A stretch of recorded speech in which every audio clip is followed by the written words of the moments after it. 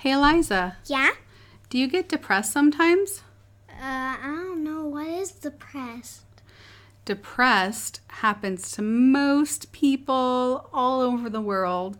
It's when they get really sad and feel a little hopeless and helpless, and sometimes they sleep a lot. Does that ever happen to you?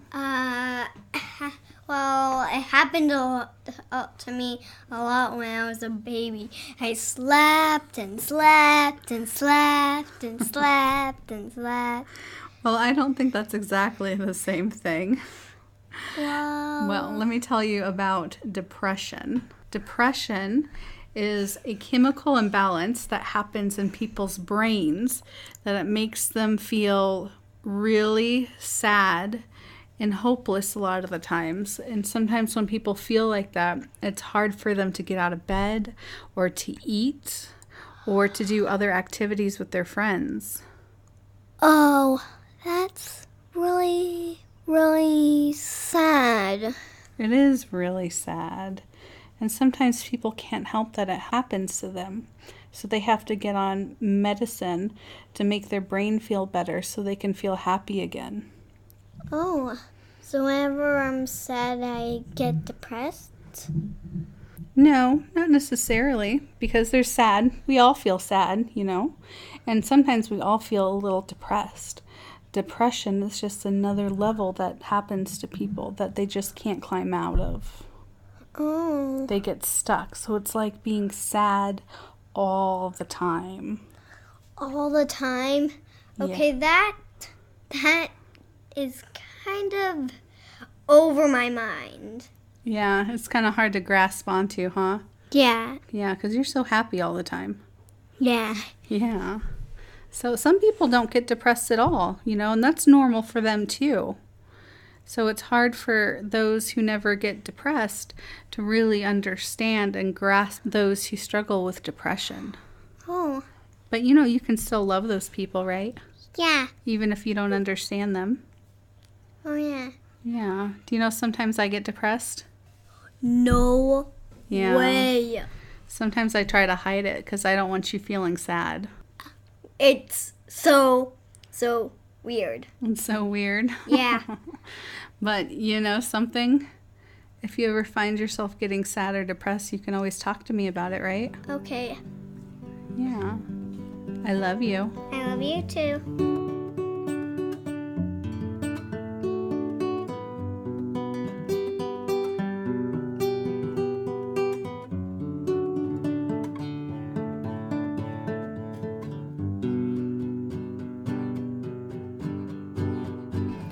Welcome to the Get in My Head podcast. I am your host, S.M. Holland, and thank you for joining me. Today, I'm going to be talking with Chris, who I met on Twitter, about his experiences with depression. This is one of the very first podcasts that I did while interviewing a stranger, someone that I had never met before.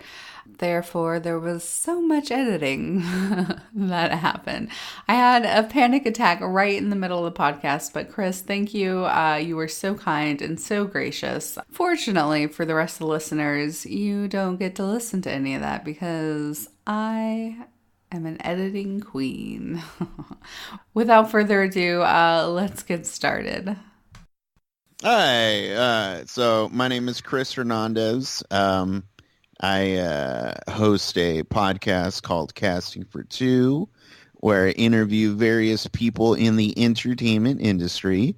We've just been chatting online on Twitter for a while, and then you were like, hey, I need somebody to bring my podcast down, my new podcast. I'm like, I'm your guy. Yeah, you've been super helpful. I don't know. I don't know if you noticed, but I love podcasts. And I also like helping people. So if I can do both those things at the same time, I'm certainly going to do that. Double win. But let me ask you a question on your podcast before you ask me questions. Mm-hmm. What made you want to start a podcast? I really want to discuss mental health with people and open up that conversation. Like, I know there's podcasts out there that deal with mental health. So I'm just adding on to the pile. But at the same time, I'm also wanting to dig in with the mental health conversation with people in my bubble. So it's either like personal people I know or like my Twitter bubble or Facebook bubble, just to get the conversation going, because there's still like a lot of stigma. And I was recently diagnosed with rapid cycling bipolar disorder, and I can count on one hand how many people in my personal bubble that I can like safely tell that to and them not make fun of it or, oh, we totally knew that already. Oh, gee. Okay. So I feel like this is a safe way to get the conversation going and get more people to talk about it, because I think it's really important, because there's still a lot of noise going on about mental health, especially online. Once you get away from online, there's still not in a lot of communities. And I'm just wanting to do this, one, for myself, because like I'm trying to just be more confident in myself again. Once upon a time, I was fairly confident. I could get up in front of people, no big deal. But over the last several years, my confidence went away somewhere. And I'm hoping by doing this, it'll help bring that all back. So, okay.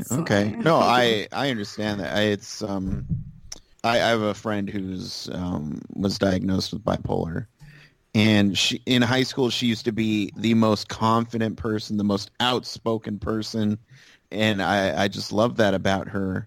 And then we reconnected about a year ago, and she's a totally different person now. Which I still like her. She's my bestie. She has a lot of doubt in her, which I wasn't used to seeing.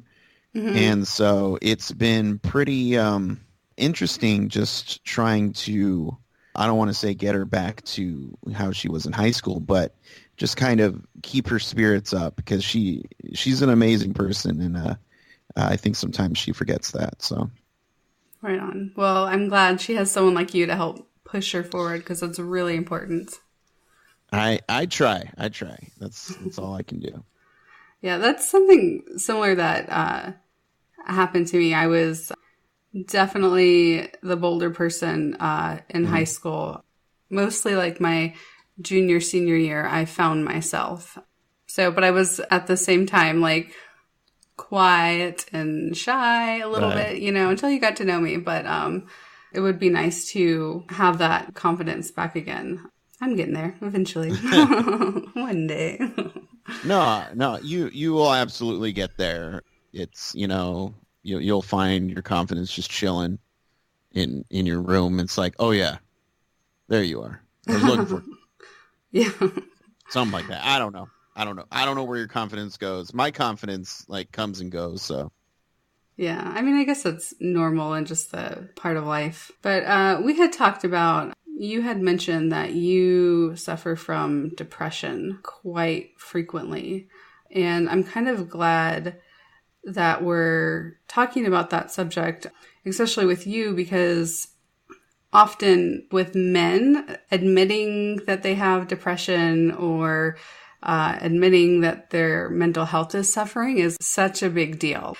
I know like the men in my life, they either don't have mental health problems, or if they do, they're not going to admit it to anybody, which is highly unfortunate because I think it's just an important conversation to have, especially with men. Because women, it's easier for us to like talk, express ourselves compared to like old school dudes that are just tough and gruff and. I'm a tough man. Give me some meat now, woman. Yeah, where are those potatoes, woman? Yeah, where are those taters? Which is like always eating meat and potatoes. Those men. Yes. Come on, man. But like, I mean, in reality, that's not, on one level, it seems that's expected. It's not reality. I mean, my husband is far from that. He grew up in Portland. he might be a little more on the macho side, but like introducing him to my family was insanely awful because my family's, macho hunters, military men, police officers, hardcore. And I bring in this hippie and it's, no, you don't have a man. How much things have you killed with your bare hands? Right. So I mean, something important to talk about. Like, I wish I could have this conversation with about 50 different men in my life, but that's never going to happen because... No, I've never been, I guess you could say I've always been connected to my emotional side, just because when I was growing up, you can talk to my parents, I was a very emotional kid where I would just start crying for no reason and all that fun stuff. But I'm technically man, but I've never had a problem voicing my emotions. In fact, some people don't like it to a point. So, that's just how I'm programmed. I'm sorry. Okay. I can handle it. Yay. Okay. So speaking of depression, how has living with depression affected your day-to-day life? I feel like it's been ramping up the last couple of years because I moved into a state that I don't necessarily want to be in. But I feel I've become more of a loner, which hasn't been fun. I mean, I don't really know that many people where I'm living, but the need to go out and explore, and ever since moving to this new place, I've been less than thrilled to go out and explore the world around me just because I've missed home.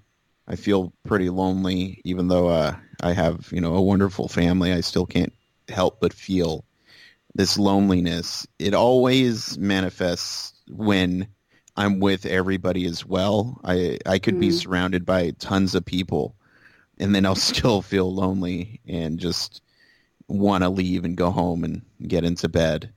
Or watch TV, just do something by myself. It's I do feel like it's been kind of holding me back, just because I feel like people would have more fun without me around, being in the sad sap. Where's home for you? So originally, I grew up in Oregon. That's where I'm from. But I was born in El Paso, Texas.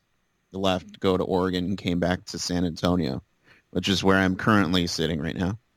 It was one of those things that I didn't want to move from Oregon to San Antonio. And I have a sister who lives here, and she went to college here, got a job here, got married here.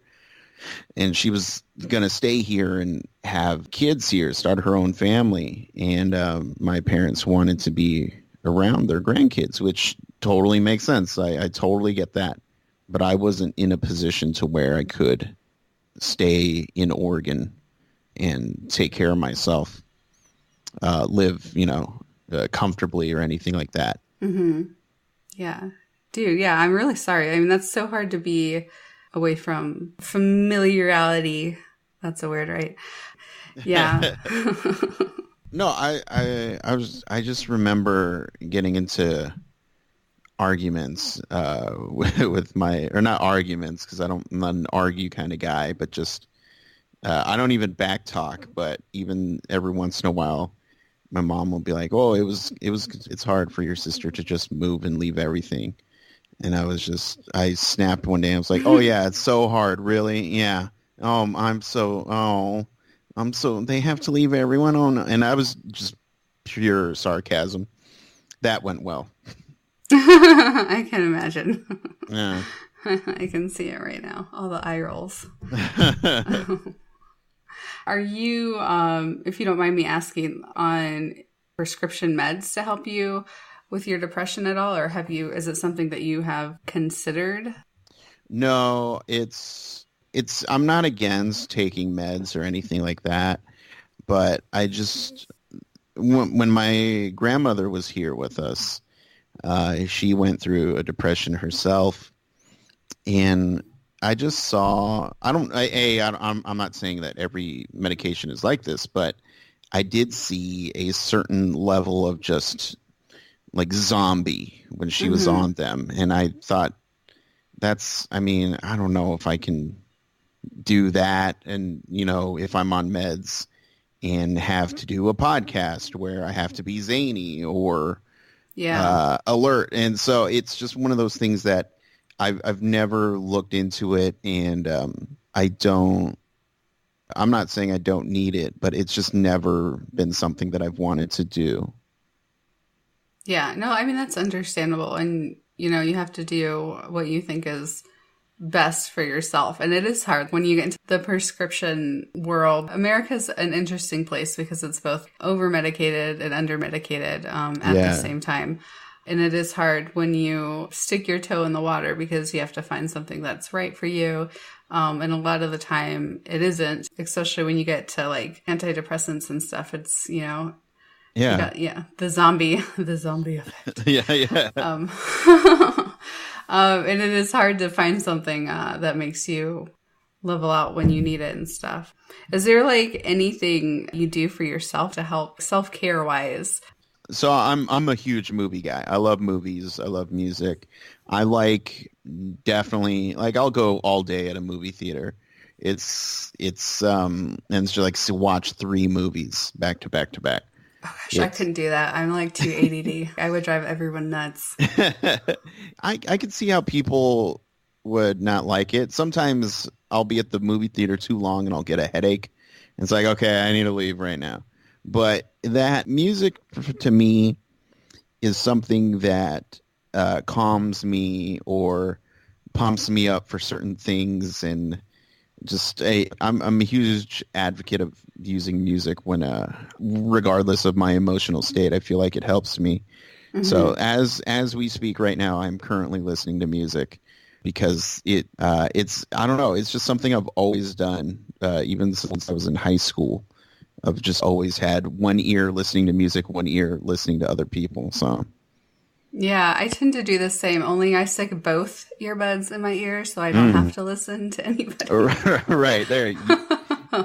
But yeah, I tend to sit back and listen to music for hours at a time when I get like really depressed and non-functional, and because there's nothing else I can do, and that's like the only enjoyable thing I can do in that moment. Most days I talk to the man-child and 2 little people, and that's it. Yeah. Believe me, I have those days as well. Except we just added a gerbil, so that's pretty fun. Yeah, we just got a turtle, and he hates us. So that's great. I had 2 turtles growing up, and I love the Teenage Mutant Ninja Turtles. That's where my love for turtles comes from. So. That's awesome. So as far as like depression and stuff go, is that something that you've seen in your family, or do you feel like, I mean, obviously your grandmother, you mentioned that, but as far as like other siblings or parents and stuff, is it something you see that could possibly be like a genetic factor in your depression, or do you think it's just all circumstantial right now? I definitely do think that it runs in the family. My mom has had moments of depression, but it's only happened when I was a little kid and didn't really know what was going on. I just remember like my dad saying, "Oh, your mom's taking a nap," something as simple as that. But I know there was an incident when I was a young kid where she couldn't even come out of the bathroom. I didn't really ask. But I feel like where my mom got her depression was from my grandfather, who he was one of the best people I know. He came from a really hard life. He lost his mom early in his life, and he also lost his brother to suicide. And I know my grandfather is the one who found his brother, my uncle, my great uncle. And for the longest time, I know my grandfather was, he was always the happy guy, the happy-go-lucky guy, the positive guy. And towards the end of his life, he started becoming a bit more depressed. And sad, and just talking about these stories would make him cry and things like that. So it's something that he definitely had a hard life, and it kind of I want to say bubbled towards the surface towards the end there. Mm-hmm. Wow, that's really heavy. I'm so sorry. Yeah, no, it's something that I don't really tell people, not because I'm secretive, but I'm not going to talk to a comedian about my life story. I know it comes, it runs in the family. So is this like, do you guys have open communication about this kind of stuff? We do and we don't. I mean, there's certainly things that I've always felt like I can go talk to my parents about anything, really. It's partly why I kind of don't really want to see a therapist, just because I have a really good relationship with my family and my friends. Mm-hmm. And I always have somebody to talk to. But there are some times when, I'm just like, what if I wasn't here? Like, what would that kind of effect would that have? And that's something I definitely don't want to talk to my parents about, just because A, I don't want to lecture, and B, I don't want to hear. I don't want to make my parents or my mom or my dad, my parents, I don't want to make them sad. So yeah, that's really hard. No, I was just randomly thinking about relationship with my parents, and on one level, it's mm-hmm. really good. Yeah. But on the other level, I am in therapy, and we can't really talk about mental health stuff with them. I found out last summer that my mom is bipolar, and she never told us. And I asked her, well, why? And she was like, well, it's none of your business. There we go. So I'm like, oh, well, okay. Have a nice day. Well, and then my sister has her master's in psychology. And she jokingly made it clear. Like, I was like, hey, you can be my therapist now. No. I'm like, oh, okay. Oh, she's already been shrinking you. No, yeah. Oh my God. It's in that's part. Well, so I see her Jedi mind tricks. I definitely am so aware of them.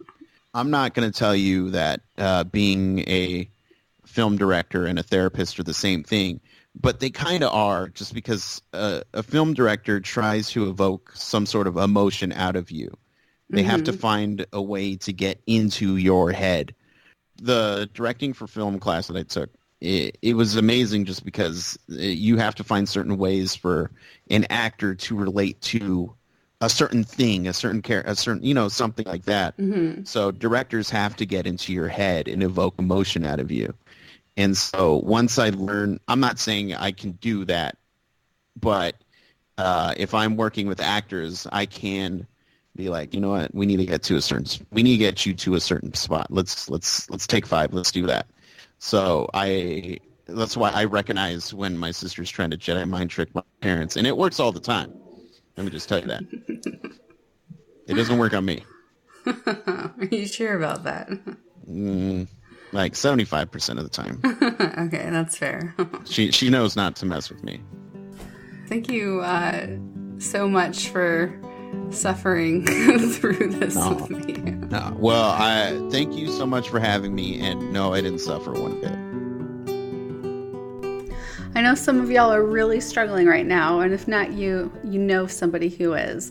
If you need help, please check out my website, smholland.com. There you'll find a list of help hotlines where you can call or email or text to be able to talk to somebody if you need help. Remember, you're loved so much, and your life is a life worth saving. Thank you so much for tuning in and helping me break down the stigma surrounding mental illness. Until next time, just keep moving forward. I love y'all. Bye.